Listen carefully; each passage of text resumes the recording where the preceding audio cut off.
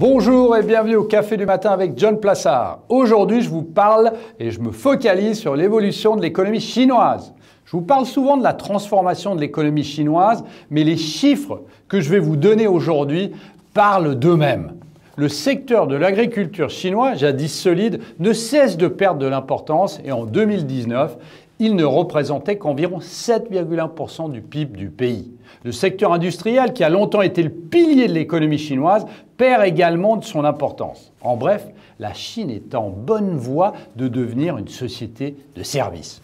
Selon la Banque mondiale, en 2019, près de 54% du PIB a été créé par les services. Ainsi, le pays se rapproche structurellement des économies occidentales et des autres économies développées où ce changement s'est produit plus tôt. Depuis 1978, le PIB de la Chine est passé de 223 $ à 7 600 $ par habitant, malgré le fait que la population du pays ait augmenté de près de 400 millions de personnes au cours de la même période.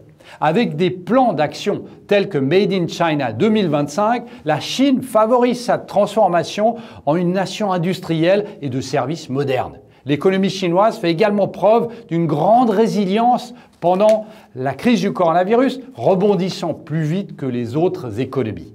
Le FMI prévoit d'ailleurs une baisse de 3% de la production économique réelle de la Chine par rapport à l'année dernière, ce qui fait de la Chine l'un des rares pays qui pourrait enregistrer une croissance positive même en 2020, année de la crise du coronavirus. L'autre pays étant le Vietnam, qui n'aura même pas connu de trimestre négatif et qui mérite une attention toute particulière. D'ailleurs, n'hésitez pas à me demander mon étude sur ce surprenant pays de 96 millions d'habitants.